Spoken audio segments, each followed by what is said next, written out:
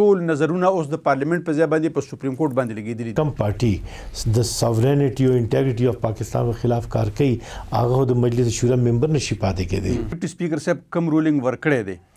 څومره حده پورې دا د هغې د دایره اختیار لاندې دی د آرټیکل 69؟ نو په کار خو دا و چې هغه سپریم کورټ بر وخت هغه فیصله کړې وي. بسم الله الرحمن الرحیم. د وحدت نیوز قدرمنو کتونکو السلام علیکم. د پروګرام چاپیرچل سره زه یم ستاسو کوربه شمس مومن.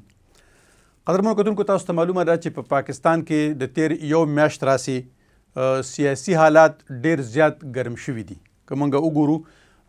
چې په مارچ او په اپریل کې سیاسي درجه حرارت د جون او جولای برابر دی نو غلطه به نه وي. یو طرف ته د عدم اعتماد تحریک په هغې باندې د ووټینګ مرحله راتلل تر هغې پورې تقریبا 25 ورځې چې په کوم انداز کې تېرې شولې د ټول ملک د خلکو د وړو د غټو د بوډاګانو د ځوانانو د زنانو د نارینهو نظرونه چې دی هغه په پارلیمنت باندې و چې څه به کېږي عدم اعتماد تحریک به کامیابیږي یا به ناکامیږي. بل طرف ته چې کله دغه تحریک بالکل ایٹ د 11th اور یعنی اخیری مرحلې ته راورسېده چې د ووټینګ مرحله وه نو ډیپټي سپیکر صاحب یو رولینګ ورکړ د آئین د یو بل شق سهاره یې واخیستله او هغه پوره پروسس چې کوم هغه مسترد که او ټول سیشن چې دی ایډجن که. کتل دا دي د هغې نه پس تر اوسه پورې نن دویمه درېیمه ورځ ده چې کوم بحث مباحثه شروع ده. ټول نظرونه اوس د پارلیمنت په ځای باندې په سپریم کورټ باندې لګېدلي دي. ولې چې په سپریم کورټ کې نه صرف پټیشن دایر شوی دی بلکې هغوی سوموټو ایکشن اخیستی دی او ګوري چې دغه کوم څه په پارلیمنت کې وشو دا څومره حده پورې د آئین او د قانون مطابق دي. ولې چې د دغه رولینګ نه پس فوري طور باندې وزیر اعظم عمران خان صاحب یو مختصر 2-3 منټه خطاب وکړ او په هغې کې د اسمبلۍ ماتولو اعلان وکړ. پریزیډنټ صاحب د هغه نه تقریبا نیمه ګنټه پس چې دی پراپرلی بیا یو نوټیفیکیشن وکړ او په هغې کې د قومي اسمبلۍ د ډیزالو کولو اعلان وکړ چې یاره قومي اسمبلۍ ډیزالو شوله. اوس کتل دا دي چې دغه صورتحال کوم طرف ته روان دی. آیا که دغه د ډیپټي سپیکر صاحب سره دغه اختیار وو چې هغه د عدم اعتماد مسترد کولی شو نو بیا خو چې دا نور کوم پروسس شوی دی دا هم ټیک دی. که فرض که دغه اختیار ورسره نه و نو د دې مطلب دا دی چې اسمبلی هم بحال ده او د وزیر اعظم صاحب ایډوایس او د صدر صاحب نوټیفیکیشن دواړه چې دی دا غیر آئینی یا غیر قانوني طور باندې شوي دي. هم په دې موضوع باندې د خبرو اترو د کولو لپاره یو داسې شخصیت مې سټوډیو ته راغوښتی دی څوک چې نه صرف په خپله باندې یو ډېر سینیر قانوندان دی بلکې یو سیاسي لیډر او سیاسي کارکن هم دی. په دغه دواړو اړخونو باندې به د هغوی سره خبرې اترې کوو. معظم بټ ایډوکیټ صاحب زما سره په سټوډیو کې موجود دی سینیر قانوندان او سیاسي کارکن. معظم بټ صاحب تاسو ته پروګرام کې هرکلی یم. بټ صاحب د ټول ناول که راته ده ووایې قانوني دغه ته به وروستو راځو چې دې وخت کې سپریم کورټ کې څه شروع دي. سیاسي طور باندې د ډېر وخت سیاسي کارکن یې په پارلیمنت کې چې 3 تاریخ باندې کوم څه وشو تاسو چېرته ایکسپیکټ کول چې یاره داسې رولینګز مطلب دا د ډیپټي سپیکر صاحب پاس کولی شي یا چې سرپرایز کومه چغه به چې د عمران خان صاحب وهله نو ستاسو په خیالاتو کې داسې و چې یاره داسې هم کیدی شي؟ بېشک دا چې سچویشن چې کوم روانه وه دې کې خو آخر پورې د سرپرایز گنجایش خو و که نه او اسمبلی خو وي هم دې دپاره چې هغې کې خبرې چې دي هغه نوې چې دي هغه سړی وټنس کولی شي. نو زه ویم چې دا ډېر زبردسته خبره ده چې زموږ پارلیمنت دې مقام ته ورسېدو چې هغه امبریس کولی شي دا قسم سچویشن چې اوس مخې ته راغلی دی. نو زه دا ویم چې زموږ هغه پارلیماني سیسټم چې دی هغه افیکټیولی اوس ورک کوي لګیا دی. زما اپینین خو دا دی. نه تاسو وایئ چې پارلیماني نظام کار کوي نو که پارلیماني نظام کار کولی نو ولې به بیا ټول سیاسي ګوندونه سره د حکومت سپریم کورټ ته تلل؟ پکار ده چې په پارلیمنت کې دغه مسله حل کړې وي. بېشک هم دا خبره وه او دا خبره پکار وو خو بیا هم تاسو وګورئ که نه چې پارلیمنت کې دا خبره ټیبل شوه دې نه وړاندې چې دی صدر پاکستان چې دی یو ریفرنس هغه سپریم کورټ ته ولېږلو چې بھئی دا قسم حالات روان دي تاسو دې په بابت چې دی خپل رائے راکړئ. دې نه علاوه سند هغه چې ریسټ هاوس چې دی هغې ته باندې چې کوم حمله وشو هغې باندې هم سپریم کورټ سو موټو نوټس واخیستو. نو دا کوېسچنز خو ریز شوې وې که نه او دا سو موټو نوټس عدالت اخیستی شو عدالت اخیستی و صدر پاکستان ریفرنس لیږلی شو هغه لیږلی و نو په کار خو دا و چې هغه سپریم کورټ بر وخت هغه فیصله کړې وي خو عدالت دا مناسب وګڼله چې بهتره بداوي چې اسمبلی کې دنه پارلیمنت چې دی هغه خپل فیصله په خپل وکړي نو هغه خبر راغی او البته چې دی هغه فیصله وشو سپیکر رولینګ ورکړه او هغه رولینګ نه پس چې دی د هغې لیګالیټي چې دی د هغې په بابت کوېسچن پیدا شو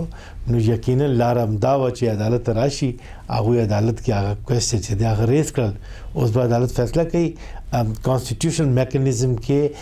عدلیه چې دا هغه هم یو اټ از دی جوډیشل برانچ دی د ګورنمنت دا د ګورنمنت یو برانچ دی دته جوډیشل برانچ ویل کېږي هغه آئین او قانون باندې هغه خپل رائټ چې دی هغه پاس کوي او هغه پر اړه کې معاملات چې دی هغه فیصله کوي بعضی خلک وایي چې زمونږ په آئین کې بعضی ځایونو کې تضادات دي بعضی وایي چې نه تضادات نه دي ابهام دی بعضی ماهرین وایي چې نه د پارلیمنت خلکو له خپل باندې لږ غونتې فری هینډ ورکړی دی چې دوی د خپل انټینشن مطابق د خپل حالات او د ضرورت مطابق چې دی کومې فیصلې څنګه کوي تاسو دغه په کوم نظر باندې ګورئ چې کوم د 5 شق نمبر چې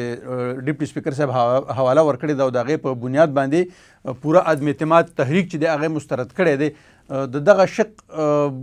یو مین تیم یا یو ابجیکټیو څه دی بیسیکلی لویالټي ټو سټیټ دیٹ از سپریم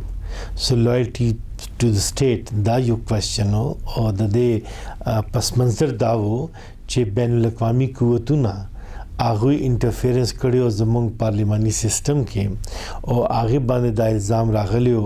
هغې په بابت لیټر لیکلی شوی دی ډاکومنټري ایویډنس ډیولپ شوی دی نو آیا سیاسي قوتونه بین الاقوامي کانسپیرسی په بنیاد زموږ اسمبلیان چې دي هغې باندې اثر انداز کیدی شي نو دا یو کانسټیټیوشنل کوېسچن خو دی ریلیټډ ټو دی ساورینټي اینڈ لویالټي ټو سټیټ ګورئ سر هو ویل ډیفاین لایلټي ټو سټیټ یقینا دو خبرې دي بنیادی طور باندې اٹ از دی کانشیس of the legislature and thereafter of course when it is brought to the court ته چې خبر راشي نو کورټ د هغې جوډیشل انټرپریټیشن د کانسټیټیوشن بنیاد باندې کوي او الټیمیټلی جوډیشل ریویو پاور چې دی هغه عدالت یې اوس سره دی که نه نو تاسو دا ویلی شئ چې د دې جوډیشل جانچ چې دی هغه یقیني طور باندې عدالت چې دی هغه اخیستی شي او هغه اخلي لګیا دی نه نو سپیکر سره دغه اختیار و چې هغه د یو کس نه بلکې د سکم 200 پارلیمنټیرینز چې لایلټي چې دی هغه چیلنج کی او هغه کوېسچن مارک کی چې ستاسو لایلټي چونکې عدم اعتماد خو پارلیمنټیرین پیش کړو نو پارلیمنټیرین لایلټي چې دی دلته کوېسچن مارک شول چې تاسو لایل نه یې نو دغه ته په کوم نظر ګورئ نه زما دوستا سپیکر کله دا ویلی دی چې د دې لایلټي دی لویل نه دی هغوی دا ویلی دي چې دا چې کوم ریزولوشن ټیبل شوی دی دا چې دی هغه کم چې ډاکومنټري ایویډنس راغلی دی دیٹ از تھریټ ټو دی ساورنټي اف پاکستان او د هغې په رڼا کې دا فیصله کړی دی دا خو هغه زموږ په دې رولینګ کې دا نه دی ویلي چې دی لویل نه دي خو هغوی دا خبره کړې ده چې دا چې ریزولوشن چې کم ټیبل شوی دی دا چې دی اټ از اگینسٹ دی ساورن رائټس اف پاکستان سر ریزولوشن چا ټیبل کړو ګورئ پارلیمنټري ممبرز چې دي اوس هغې کې مس کانډکټ والا چې دی شکونه موجود دي ایون تاسو کانسټیټیوشن کې ډسکوالیفیکیشن والا کلازز تاسو سټډي کوئ نو هغې کې هم دا دی چې کم خلک یا کم پارټي د ساورینټي او انټیګریټي اف پاکستان په خلاف کار کوي هغه د مجلس شورا ممبر نشي پاتې کېدی نو دا الریډي ایگزسټینګ لا دی ایون ډیفیکشن لا نو راغلی نو دا کلاز کانسټیټیوشن کې موجود وو نو خبره دا ده چې یقینا چې داسې خبر راشي نو د هغې دپاره تحقیق کول ضروري وي چې هغه چې تاسو فرد جرم عاید کوئ او هغې باندې کاروایي کوئ هغې دپاره جدا فورم د جدا میکانیزم موجود دی خو هغه خلک به زموږ د پارلیمنټري پوره نظام به ګډوډ کړي یو میلافایډلی کنسیوډ ریزولوشن په بنیاد د فارن ایلیمنٹ په وینا چې دی هغوی به داسې اقدام هغه وکړي نو دا خبره چې دا یو داسې خبره ده چې سپیکر چې دی اپ هولډینګ دا چې کانسټیټیوشن چې دی دا بیسیک ذمہواری دا زموږ د انسټیټیوشن او وای ناٹ هغه سپیکر دی کسټوډین دی نو هغه چې دی هغې په رڼا کې د آئین استحکام دپاره کم څه چې زموږ سالیډریټي باندې کوېسچن پیدا کېدو نو د هغې په رڼا کې د هغې رولینګ چې دی د هغې کانشیس په مطابق چې هغه کم ضروري وګڼل هغه پاس کړل. صحیح دی. آرټیکل 69 د سپیکر او ډیپټي سپیکر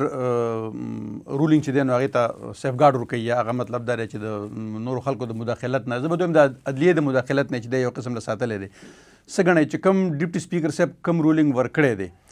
څومره حده پورې دا د هغې د دایره اختیار لاندې دی د آرټیکل 69 که نه د سره مطلب الټیمیټ اتارټي دی چې څه دی ووایي نو بس هغه به دی کولی شي؟ ګورئ خبره دا ده چې د دې انټرپریټیشن اوس وګورئ که نه دا کوېسچن چې دی ریز شوی دی، خو نن پروسیډینګز تاسو وګورئ د ټوټل فوکس چې دی سپریم کورټ دی باندې دی چې هغه رولینګ چې دی هغه اکارډینګ ټو دی رولز شوی دی که نه دی شوی. نو خبره دا ده چې ان اکارډنس ود لا نه وي شوی نو عدالت عظما سره د اختیار دی هغه جوډیشل ریویو پاورز چې دي که نه هغه عدالت عظما سره دي. ګورئ یاد وساتئ کانسټیټیوشن کې امینډمنټ کولو دپاره 2/3 اکثریت پکار دی، دا خو منئ که نه، خو سپریم کورټ یو فرد واحد ته دا اختیار ورکړی چې ته کانسټیټیوشن امینډ کا. نو کم کار کولو دپاره 2/3 اکثریت پکار دی، هغه سپریم کورټ یو کس ته حواله کړل. نو دا هم خو پریسیډنټ شته که نه. نو تاسو دا دا په دې باندې به اتفاق کوئ چې جوډیشل ریویو اختیارات عدالت سره شته، هغه دا کتی شي چې دا چې اتھارټي ایکسرسایز شوی دی هغه آیا د قانوني ضوابط په مطابق شوی دی که نه دی شوی، د هغې لیګیلیټي قتل چې دی دا یقینا دایره اختیار کې راځي د سپریم کورټ. تاسو چې د کوم دایره اختیار یا د جوډیشل ریویو حواله ورکړله چې یو کس ته اختیار ورکړ، آیا تاسو دا د زمونږ د عدلیې ماضي ته په کوم نظر باندې ګورئ؟ دا څه آیډیل ماضي و، دا څه ښه و چې موږ د هغه دوباره استعمال کړو؟ دوه خبرې دي. یو خبره خو دا ده چې داسې شوي دي نو پریسیډنټ راغه، بل خبره دا ده چې د رانه بګوان داس نه کړیو چې هغه زمونږ های کورټ ته راغلی و. نو کوېسچن آنسر سیشن کې هم دا کوېسچن ما ریز کړی و، زما وینا دا وه چې 2/3 اکثریت پکار دی کانسټیټیوشنل امینډمنټ دپاره او دا سپریم کورټ دا اجازت ورکولی شو. نو د هغوی وینا دا وه چې او دا پریسیډنټ چې دی بیا فالو شوی نه دی. نو خبره دا ده چې فیصله خو شوی دی، اوس پورې د هغې سیټ اساید کولو دپاره څه بل څه نظیر راغلی نه دی، خو شوی خو دی که نه. نو هر کله چې داسې شوي وي نو موږ دا ویلی شو چې او داسې شوی دی. بل خبره دا وګورئ چې سپریم کورټ د افتخار چودھری صاحب والا کیس کې دا فیصله وکړو چې دا اوس پاس اینڈ کلوز ټرانزیکشن دی ختم شول، خبره ختمه. هغې نه پس ریویو فایل شو، هغه ریویو کې هم سپریم کورټ دا فیصله وکړه، خو بیا هغه بحال شو. نو بحالۍ نه پس هغه بیا ریویزټ کړه هغه ججمنټ. نو فیصله څه وه چې موږ به دا ګڼو چې دې دورانیه کې سپریم کورټ اډوونه. بنیادي خبره دا ده، دې کې خو شک نشته دی، په دې باندې هر سړی لا پوهېدل پکار دی چې سپریم کورټ زه خپل دایره اختیار په خپله باندې ډیفاین کوي چې کم ځای کې وغواړي د آئین لاندې او ته موږ ځکه نشو ویلی لکه څنګه چې تاسو کوم مثالونه ورکړل کوم پریسیډنټ تاسو ورکړه دا په آئین کې نشته چې سپریم کورټ به داسې کوي، خو چې کله سپریم کورټ وکړي چونکې هغه سپریم اداره ده نو بیا بله اداره داسې نشته چې هغه سپریم کورټ ته ووایي چې دا تا غلطه وکړل. دا وګورئ دا جوډیشل ریویو والا خبره ده، ملک کې خو ګوره نوې حالات پیدا کیږي که نه. اوس پورې امریکا کې ټرمپ او د هیلری په منځ کې چې کوم الیکشن شوی و نو هغې کې د رشین هیکینګ چې دی هغه کوېسچن ریز شوی و چې هغوی زموږ الیکشن هیک کړي دي. اوس پورې د هغې انویسټیګیشن روانې دي که نه. نو زموږ په دې ملک کې هم دا سیزونه راغلل. اوس د دې وضاحت چې دی هلته امریکي نماینده هم وکړه، خو هلته رشیا چې دی هغه هم ویلې چې بی او دا ایویډنس شته او دوی مداخلت کړی دی. نو خبر دا ده چې په کم نظر تاسو دا الیمنټ ګورئ. یاد وساتئ چې زمونږ په دې ملک کې د بوټو کیس یو نن پورې خلک وایي چې هغه جوډیشل مرډر و، خو هغه چې کم وخت کې خپل کیس ډیفینډ کولو نو هغه باقاعده خپل ریټن سټیټمنټ جمع کړو. هغه کې د هغې وینا دا وه چې ګورئ سین نه لرې کولو دپاره دا فارن ایلیمنټ چې دی ما دپاره دا لوبه جوړه کړې ده، دا بالکل غلطه ده او دې کې میلافایډلی دا ټول ایکسرسایز کیږي لګیا دی. سپریم کورټ د هغې سټیټمنټ حواله ورکړې وه، خو سپریم کورټ چې دی هغې باندې خپل رائے او انالیسز ونه کو، هغه خبره ان ایډریس پاتې شو. او زه په دې خوشحاله وم چې اوس آرټیکل 5 په حواله کېدی شي چې سپریم کورټ د دې باندې چې دی خپل رائے قایم کړي، خو ټیکرز چې محکمو کتل نو هغه کې دا چې عدالت وایي چې هغه پالیسی افیرز باندې او یا بین الاقوامي معاملات باندې چې دی مونږ هغه نزو نو خبره دا ده چې دا سیزونه چې ان اډریس پاتې شي کنه او دا هغه د پارس میکانیزم جوړ نشي نو دا د یو سوچ خبره ده مونږ ته فکر وکړو په حیثیت یو سینیر قانوندان او یو سیاسي ورکر سپریم کورټ کې چې دا وخت کې کم هیرینګ شروع دی مختلف وکیلان لګیا دي خپل دغه کوي تاسو چې د ریمارکس هم ګورئ چې کوم د جج صاحبان مخې ته راځي دوه درې څه پاسبلیټیز دي کوم قسم د فیصلې مونږه امکان کېدی شي چې کوم قسم فیصله به مخې ته راځي یو فیصله دا کېدی شي چې هغه کم چې اعتراض اوچت کړی دی زموږ لا منسټر هغه حد پورې چې دی داسې وګڼلی شي چې هغې نه پس کاروایي نه دی شوی او بیا سپیکر ته وی چې بھئی دا پیرامیټرز دي د په بنیاد چې دی ته خپل دوباره هیرینګ وکا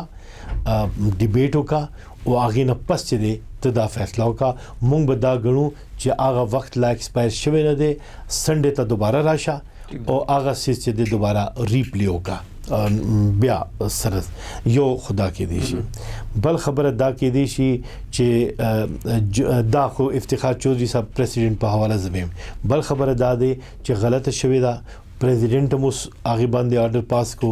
او دیم دا غوښتل چې الیکشن وشي او دیم دا ویلي چې الیکشن مونږ کوو نو نیشن چې دی دې ته به فیصله پرېږدو چې هغه دې فیصله وکړي نو بهتر به دا چې تاسو الیکشن ته لاړ شئ جو صاحب والا پریزیډنټ هغې کې هغوی دا ویلي چې ضیاء الحق چې دی غلط اسمبلی مات کړې وه خو هغه وایي چې نه الیکشن دپاره ته دویم خبره دا کېدی شي دې نه علاوه دا خبره کېدی شي چې بھئی اوکې پہله په دې باندې تاسو بحث وکړئ پارلیمنت کې ریزولوشن ټیبل شو هغې نه پس بحث وکړئ او تاسو چې د آرټیکل 5 خبره کوئ هغې باندې هم بحث وکړئ او هغې نه پس چې دی تاسو په دې باندې فیصله وکړئ ووټینګ وکړئ یا کم چې سپیکر چې دی هغه خپل اختیارات استعمال کولی شي افټر هیرینګ دی پارلیمنټریانز چې دی هغه فیصله وکړي نو دا لاینز شته او دا کېدی شي اخیری پوښتنه درنه کول غواړم بټ صاحب بحیثیت یو سیاسي کارکون دی وخت کې د پاکستان پیپلز پارټۍ سره تعلق ساتئ تاسو چې دغه کم کنسپیریسي تیوري ده د فارن رژیم چینج کوشش یا سټرګل دغه سره څومره حده پورې اتفاق ساتئ زه رول آؤٹ کوم نه یو خبره هم انلیس دیٹ هیز بین پراپرلی ایگزامینډ چې دا باقاعده د دې سکروټینی ونشي کنه نو فائنل رای خو مونږ نشو د کې هغه کولې داسې خبر وي د باندې انکوایري پکار دی کې دې شي د باندې کمیشن هم جوړ شي نو دا خو پکار دی یو خبره بیا پیپلز پارټي چې دی هغه از د کړی دی مازینا بوټو صاحب سره چې کوم واقعات شو بېنظیر شهادت والا واقعات شو نو هغوی تاسو یاد وساتئ چې اوس چې لانګ مارچ شوی و ایون مسلم لیگ نون طرف نه هغې کې او دلته مولانا فضل الرحمان طرف نه خو هغوی دې کې ایکسپریسلی دا ویلیو چې موږ دې کې شامل نه یو زموږ پراکسی به وي اوس عدالت چې دی هغه د دې نوټس اخیستی دی نو دا غیر ضروري ایکسرسایز دی نو هغوی ځان چې دی دې کې یو قسم نیوټرل کړی او تاسو دا مو ګورئ چې دا واقع چې وشو نو فورن دی چې دی هغه لاړل او پیټیشن هم فایل کړل چې به عدالت د دې فیصله وکړي نو هغوی از د کړی دی د ماضي کې چې کوم هغه د هغوی تجربات دي او د هغوی خو په خپل هم دا کیس پاتې شوی دی چې د بوټو په مرډر په شاته بین الاقوامي قوتونه چې دي هغه انوالو نو زه دا ویم چې دا داسې کوېسچنز چې دي زموږ په نیشنل انټرست کې دي چې موږ دې باندې سکروټني وکړو مخې ته لاړ شو. ډېره مننه معظم بټ ایډوکیټر صاحب تاسو موږ خپل قیمتي وخت راکړ قدرمنو پروګرام تاسو واورید کلوزینګ زه نه کول غواړم ځکه چې عدالتي فیصله مخې ته نه ده راغلې زموږ دا ټولې خبرې چې دی دا سبجیکټ چې د سپریم کورټ د فیصلې د راتلو نه مخکې خبرې دي چې کله فیصله مخې ته راشي نو زما په خیال چې په دې کې کومې خبرې ټیک شوي وي تاسو به وایئ چې یاره ښه تجزیه کړې وه او که کله ټیک نه وي نو شاید چې بیا په موږ پسې خندا هم کوي. خپل کوربه شمس مومن له اجازت ورکوي چې چېرته هم بیا ښاد او آباد اوسئ. د الله په امان.